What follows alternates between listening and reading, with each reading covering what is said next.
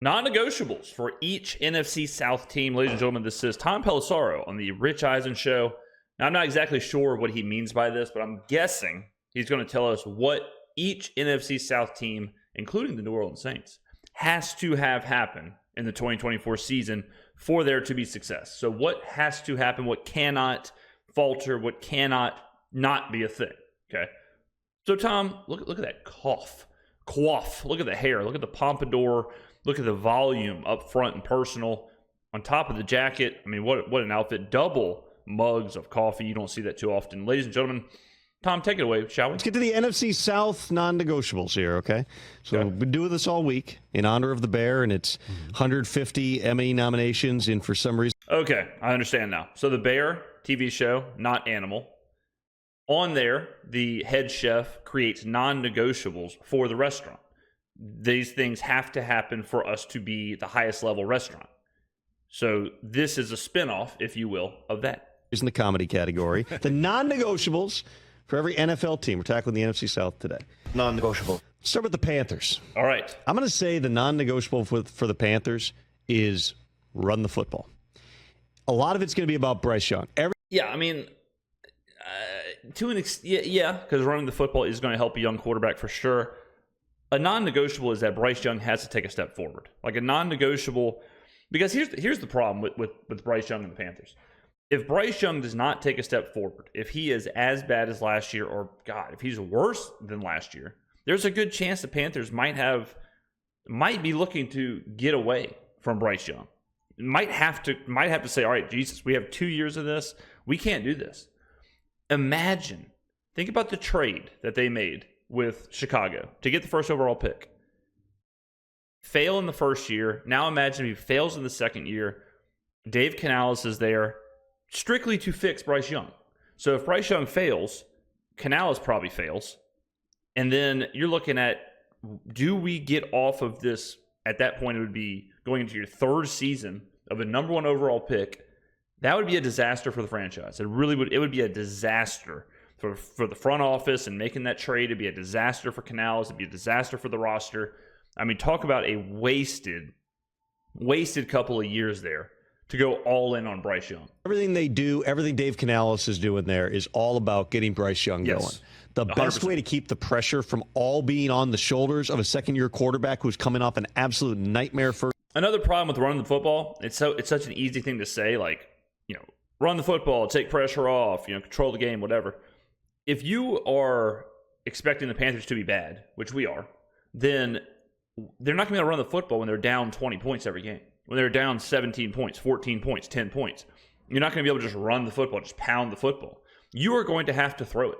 If you are behind, if you are a team that's trailing, if you are a team that's not great, like the Panthers, you got to throw the football. You got to be good through the air offensively. So I understand this whole run the football thing, but it is going to come down to Bryce Young. First season is get Miles Sanders going, and when Brooks is healthy, get him going. Find a way to have a balanced offense, because last year, everything that they were doing in terms of the offensive approach was a mess. Didn't work. Yeah, and you got to build some confidence early. Don't put it all on his shoulders. For the Falcons, I'm going to say it's start fast. And I know that that's easy. Nobody ever wants to start slow. Everybody would like to start fast. We talked about it earlier.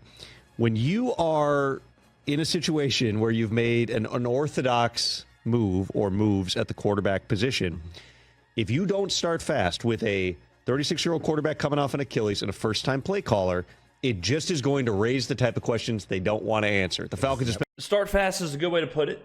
I mean, he's right. This team does have to start fast because it does have to get Kirk Cousins comfortable. Kirk Cousins cannot come into the situation. I mean, think about what he's dealing with. Torn Achilles, new place, new play caller, new coach, new system, new roster, all of that. Oh, and also, they do exactly what he left Minnesota for. He left Minnesota because Minnesota told him, we're drafting a quarterback in the first round, but we're committed to you for a couple of years. Boom, Atlanta says, LOL, we're committed to you for a couple of years. We're drafting a quarterback in the first round. So he's got Michael Penix breathing down his neck. So if he does start slow, or if he shows signs of physically not being there yet, or if he shows signs of, the offense gets stagnant, there's a lot playing against the Falcons. There's a lot playing against Kirk Cousins' situation. I would also add in, which I guess is part of this, but you got to get your young guys going. we keep hearing about Bijan Robinson. We keep hearing about Drake London. We keep hearing about Kyle Pitts. If we're 4, 5, 6 games in and Bijan has yet to do much more than he did last year, if Drake London is still average at best, if Darnell Mooney and Rondale Moore are still below average at best, if Kyle Pitts is still on the side of a milk carton, if all that's happening around week 6, week 7, all of that potential, all of that these guys are good, all of that young firepower, all of that whatever, it's going to start turning into maybe these guys are busts, or maybe these guys are just average, or maybe these guys are just above average at best, right? The Falcons right now, and I've been saying this, I've been beating this drum for the better part of 3 months. The Falcons right now are getting by on a bunch of potential and promise. They are right on that cusp of the potential and promise running out. Spent the whole offseason telling everybody we're never going to be bad again. We're going to be good. We're never going to be drafted up high. You better start doing that right out of the gate. And it's the Steelers that you got to take on in week 1. For the Bucs, it's Baker keeps going. That's what it is. It's Baker's got. Yeah, I agree with that. Baker is going to drive this team, and they put a lot of stock into Baker because they said, hey, it's Baker, it's not Canales. They have a good roster. They have a good roster around Baker. They kept it all together. Chris Godwin probably walks after this year, but for right now, you've got Rachaad White, Mike Evans, Chris Godwin. Everyone's there. All right. Now, the Canales thing, how big of a factor was that in Baker's success? But if Baker can find his career, if he can stay healthy, if he can stay consistent, then the Buccaneers are set up to be above average, be in that 9-win, 10-win kind of world. So I think the Bucs are quietly doing a pretty good job of roster management and team management. They may believe in Baker a little more than I believe in Baker, but it is what it is. They know Baker in that building more than I do. But out of all the NFC South teams, the Saints are way up there too. I would say the Bucs have done a really good job of keeping that infrastructure together and positioning themselves up for success. I would say the Bucs and the Saints are probably right around the same as far as like roster management, as far as like positioning the team for success. I think they've done 1A and 1B of the best job. I would say the Falcons are third. I don't think the Michael Penix thing was great. I don't think taking Penix was great for Cousins. I don't think that situation is very good. I understand bringing in Raheem Morris to fix that defense, but a lot of last year was put on Arthur Smith. A lot of last year, we hear about Arthur Smith this, Arthur Smith that.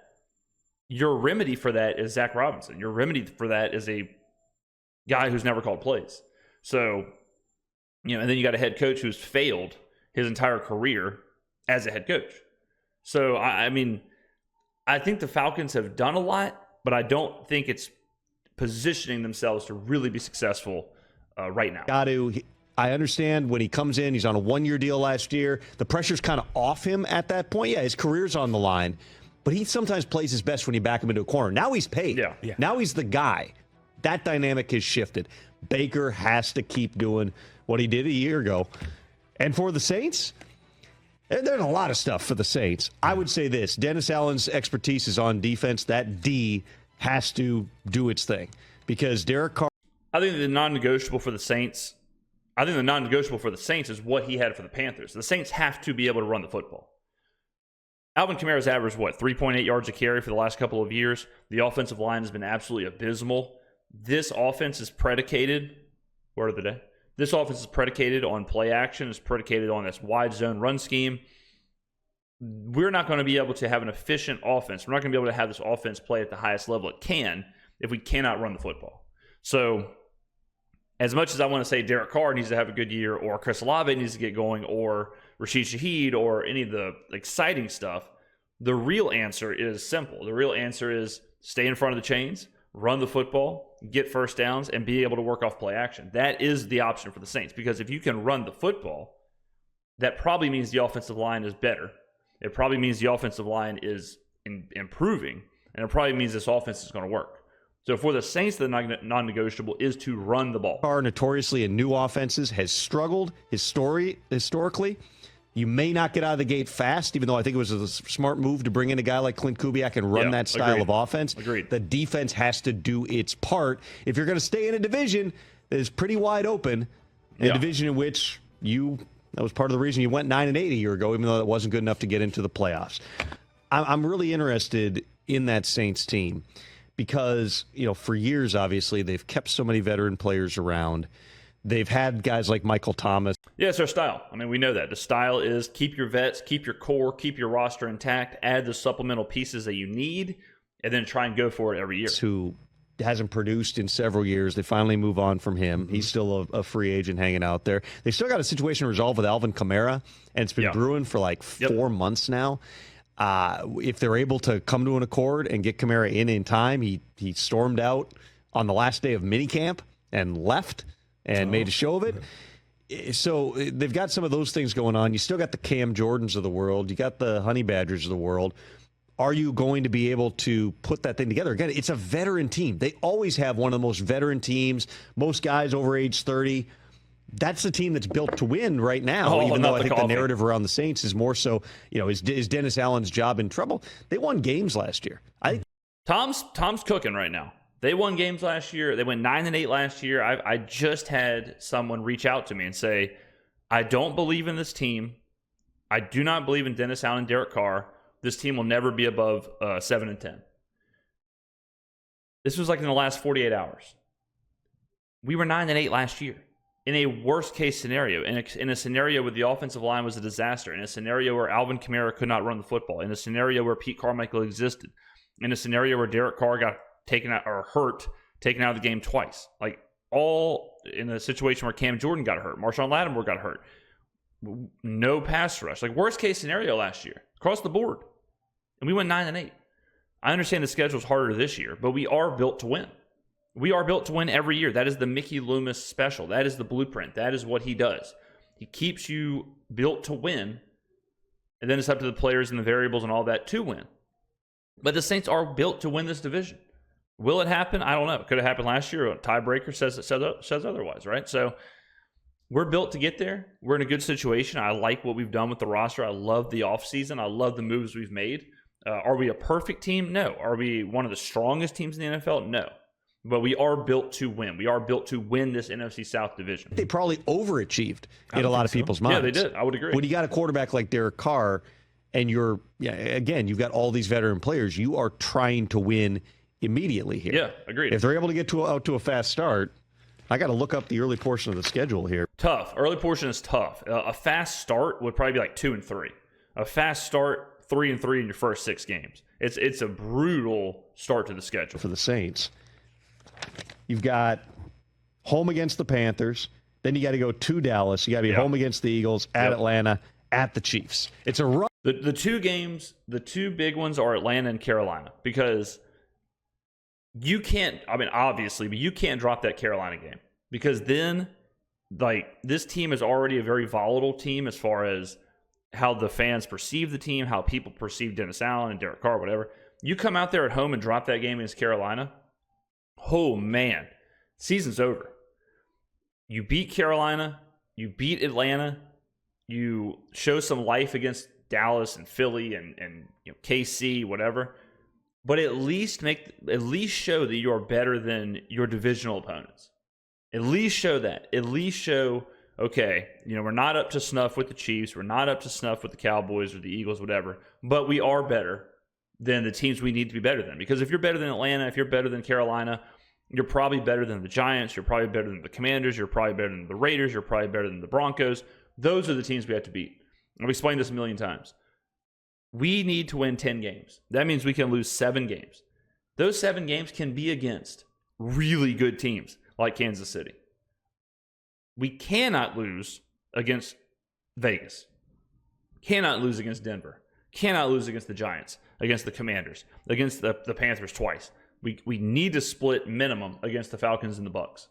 That's how we get to 10 wins. That's how we get to the NFC South Championship. Rough out of the gate start for the Saints. You steal 1 or 2 of those games and no one's going to give you a chance in. Maybe you have the type of springboard forward that. Oh man, if we beat Carolina and then we steal a game against Dallas, and all of a sudden 11 wins is on the menu. You need to be able to be a factor as we get into January. Catch the rich eye. Yeah, I like that. Good job, Tom. That was a good video. I like Tom Pelissero. I like what he's doing here. I like the segment. Let me know in the comments below. What do you think is the non-negotiable for the New Orleans Saints in the 2024 season? Thank you very much for watching. I will see you in the next video.